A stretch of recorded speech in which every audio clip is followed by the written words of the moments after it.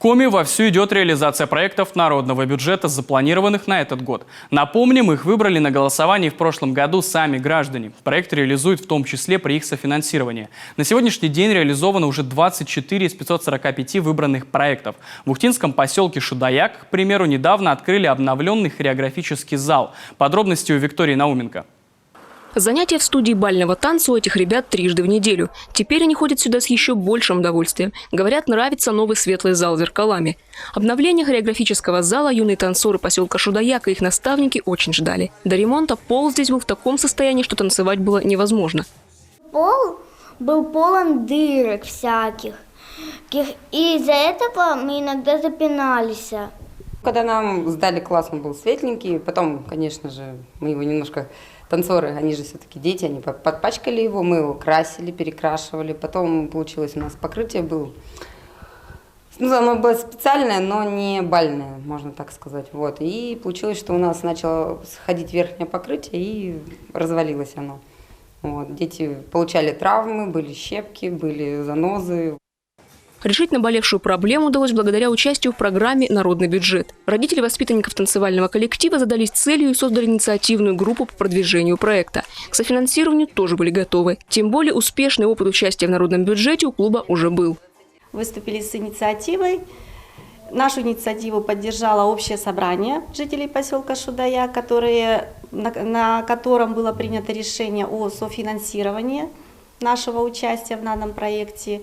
И когда мы, конечно, прошли отбор, наше предложение прошло отбор на именно республиканском этапе, мы поверили, что ремонт нашего класса станет реальностью.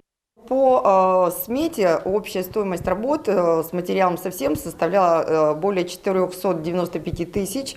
Это общий бюджет. 70% республиканских, 30% городских и софинансирование 25 900 это собрали жители.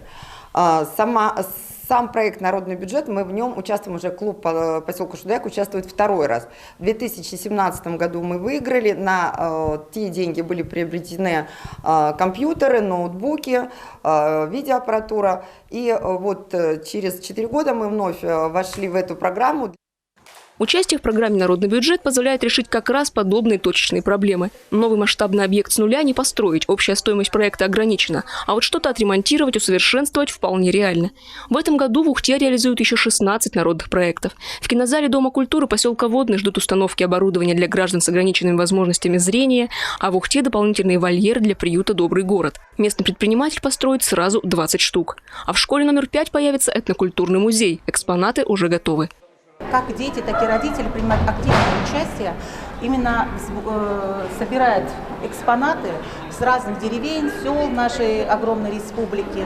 Поэтому я думаю, что экспонатов уже достаточно, только ждем уже, когда музей будет открыт. Я думаю, к сентябрю 2022 года музей должен быть открыт. В этом году в списке реализуемых в Республике Коми проектов народного бюджета 40 дополнительных проектов по благоустройству. Их также на основе голосования включили в перечень только осенью и реализуют на оставшиеся средства. В Ухтинском районе таких проектов 2. 2 из поселка ПГТ Водный. Это ремонт улицы Дорожной в 2 местах. Этим народными проектами где-то будет привлечено из республиканского бюджета около 2 миллионов рублей, плюс 10% муниципальный бюджет и небольшая сумма денег от граждан, проживающих в поселке Водный. Тем временем в муниципалитетах Республики Коми уже вовсю идут и обсуждения проектов на следующий год. До 20 июня в 20 муниципалитетах региона запланировано провести более 400 собраний. Виктория Науменко, Павел Лагутин, телеканал Юрган, Ухта.